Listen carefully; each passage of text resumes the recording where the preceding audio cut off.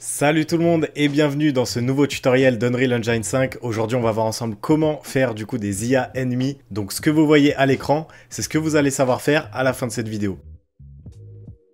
Alors déjà pour commencer, vous allez devoir lancer le projet Third Person Character, du coup qui est inclus dans Unreal Engine, ça sera beaucoup plus simple pour voir les résultats. Une fois que vous avez lancé le template Third Person, ce qu'on va faire c'est qu'on va venir ici, on va cliquer sur Blueprint dans le dossier Third Person, et dans les blueprints, nous, on va en créer un. Donc on clique sur Blueprint Class, voilà, et là je vais cliquer sur Caractère. Parce que vu que nous, on veut que ce soit un personnage qui soit un ennemi, et ben on va devoir créer un blueprint qui est de type caractère.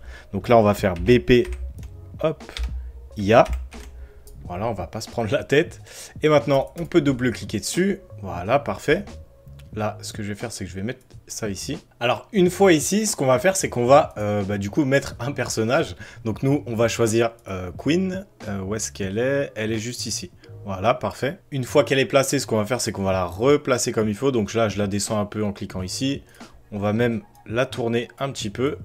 Voilà, 90 degrés, c'est parfait. Ce qu'on va devoir faire, c'est de mettre un système qui est inclus du coup dans Unreal Engine, qui est, je le rappelle, le meilleur logiciel du monde pour coder un jeu vidéo. En fait, il y a un système qui va pouvoir nous permettre de détecter d'autres caractères. Et c'est exactement ce qu'on va utiliser. Donc ce système va voir un caractère et ensuite, nous, on va programmer les actions qu'on veut voir apparaître dans notre jeu. Alors pour faire ça, c'est hyper simple. Ce qu'on va devoir faire, c'est cliquer sur le petit bouton Add en haut à gauche et on va taper Sensing. Voilà, Pawn Sensing. En fait, tous ces traits verts et ces traits bleus, c'est ce que le caractère peut actuellement voir. Donc ça peut être du bruit, ça peut être aussi la vue du personnage. Donc par exemple, ici on a pas mal de paramètres. Et là, on a la vision périphérique. Donc hop, là, si on baisse la vision périphérique, on peut voir que le personnage peut voir différentes choses. On peut modifier l'angle, en fait, ici, de vision de notre personnage. Donc moi, j'ai envie que l'IA voit à peu près à cet angle-là, donc je vais laisser comme ça.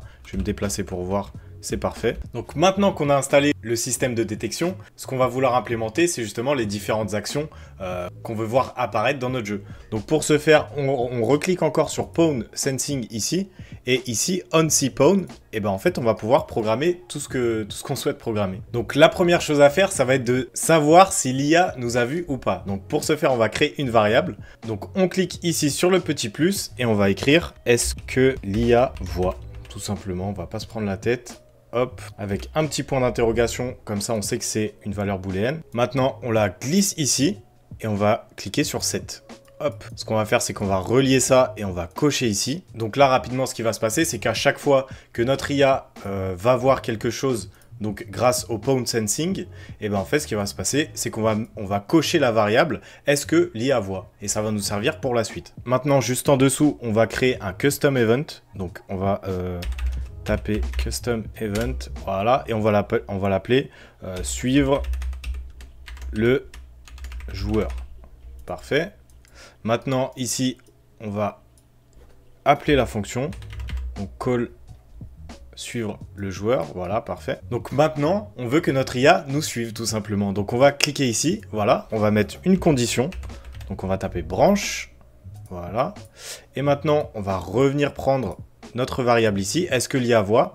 Donc, on va la connecter ici. Donc, si l'IA nous a vu, ce qu'on veut, c'est que notre IA nous suive. Donc là, on tire un câble de trou. Hop, et on va taper AI Move To.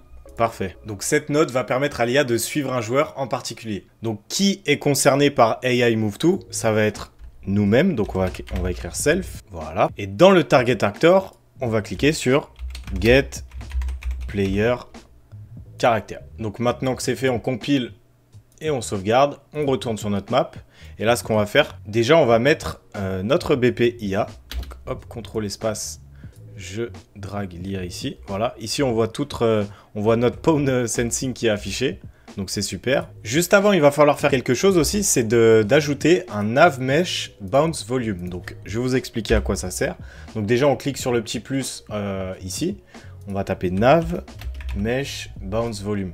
Et en fait, ce que ça va faire, c'est que ça va calculer toutes les routes possibles pour notre IA. En fait, ça va lui dire tous les chemins par lesquels elle va devoir passer pour nous suivre. Donc, ce qu'on va faire, c'est qu'on va la scale. Hop. on va la faire assez grande. Voilà, parfait. On va grandir ça un peu et on va la scale une dernière fois dans ce sens-là. Encore un petit peu, comme ça prend tout le volume. Et là, si on appuie sur P, en fait, ça va calculer justement toutes les routes possibles que l'IA va pouvoir prendre. Donc, ça va être tous les espaces verts, en fait, tout simplement. Donc là, si on appuie sur Play, hop, et qu'on va devant notre IA, voilà, je cours devant, hop, on peut voir qu'elle nous suit directement, donc c'est nickel. Là, on va quitter. Et comme vous venez de le voir, elle n'a pas trop d'animation. Donc, pour donner une animation à notre IA, ce qu'on va devoir faire, c'est aller dans le Content Drawer et on va cliquer sur... on va faire un clic droit déjà. On va cliquer sur Blend Space ici. On va choisir du coup notre SK Mannequin. Voilà. Et on va renommer ça Blend Space IA. Voilà, tout simplement. Donc là, on va ouvrir notre Blend Space IA. Voilà, parfait. Donc déjà, ce qu'on va faire, c'est qu'on va nommer notre axe horizontal. Donc, on va l'appeler Speed. Et ici, dans la valeur maximale, en fait, ce qu'on va mettre, c'est qu'on va mettre la valeur maximale de la vitesse de notre personnage. Donc, en fait, la vitesse de notre personnage, elle est écrite ici. On va dans BPIA. On descend tout en bas, c'est écrit quelque part par là. Voilà ici, Max Walk Speed. Donc c'est juste ici, et nous on va mettre 600. Comme ça sera cohérent avec notre axe horizontal. Donc ce qu'on va faire, c'est qu'on va placer Idle tout à gauche. Voilà. Et maintenant on va chercher Walk. Tac, Walk Forward. Et on va le placer tout à droite. Nickel. Maintenant, si j'appuie sur CTRL et que je regarde si mon animation fonctionne bien, eh ben on peut voir que en fait, les deux animations se mélangent parfaitement. Et en fait, on va faire même mieux que ça. Au lieu de faire marcher notre personnage, ce qu'on va faire, c'est qu'on va aussi le faire courir. Donc, on va taper Run ici. Voilà. On va faire glisser le troisième ici. Et maintenant, si justement on maintient CTRL encore une fois, et ben en fait, on peut voir que notre personnage marche. Ensuite, court. Maintenant qu'on a fait notre blend space, on va devoir faire une animation blueprint. Donc pour ce faire, on va aller dans le content drawer. Hop, ça on peut quitter, c'est tout bon. On va même sauvegarder avant de quitter quand même. Tac, on revient ici. Et là on va faire clic droit, on va dans animation. Et on va chercher animation blueprint. Hop, là on va choisir SK Mannequin. Parfait. Et on va l'appeler ABP IA. Voilà, donc là, on va pouvoir l'ouvrir. Donc, une fois ici, ce qu'on va faire, c'est qu'on va cliquer juste à droite sur Asset Browser. Et en fait, on va venir chercher notre Blend Space IA. Hop, on le glisse ici. Et maintenant, on a juste à le connecter ici comme ça. Et ici, en fait, on voit un petit pin Speed. Donc, ce qu'on va faire, c'est qu'on va faire clic droit, Promote to Variable. Maintenant, on compile, on sauvegarde. Et là, comme vous pouvez le voir, on a notre animation idle qui est affichée. Maintenant, ce qu'on va devoir faire, c'est qu'on va aller dans l'Event Graph, ici. Et ici, on va tirer un câble et on va l'appeler Cast. Ah, j'ai du mal à écrire. Cast to BP IA. Voilà, donc ça va être notre IA. Maintenant, on le connecte ici. Et là, ce qu'on va devoir faire, c'est tirer un câble là et chercher Get Character Movement. Là, on va retirer un câble et on va taper Get Velocity. Tac. On descend un peu et ici on voit Get Velocity, donc on clique dessus. Voilà. Ensuite on va chercher Vector Length. Voilà, parfait.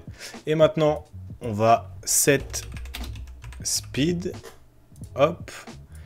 Et on connecte cette valeur ici. Alors en fait ce que ça va faire, c'est que tout simplement, déjà on va appeler notre personnage. Une fois qu'on appelle notre personnage, on veut récupérer des informations sur notre character movement. Ensuite, une fois qu'on a ces informations, on récupère sa vélocité et on transforme sa vélocité en vitesse. Et une fois qu'on a sa vélocité en vitesse, eh ben on va la programmer dans la speed. Et ce que ça va faire, c'est que justement, ça va aller du coup de 1 à 600 pour faire notre animation. Maintenant qu'on a fait ça, on retourne sur notre BPIA. Voilà, on va ici et là, on va pouvoir sélectionner l'animation blueprint qu'on vient de créer qui s'appelle ABP IA. On clique dessus, on compile, on sauvegarde et c'est parti, on va tester. Hop, voilà. Donc maintenant, j'avance. Et là, comme vous pouvez le voir, notre personnage est animé. Si la création de jeux vidéo vous intéresse et que vous souhaitez justement vendre vos propres jeux vidéo, j'ai créé une formation totalement gratuite en description. Donc je vous laisse aller voir ça. En attendant, si vous avez aimé la vidéo, s'il vous plaît, mettez-moi un petit like, un commentaire pour les vidéos que vous voulez voir tout simplement, ou alors ce que vous en avez pensé de la vidéo. En tout cas, merci beaucoup d'avoir regardé jusque là, c'était Johan et à bientôt.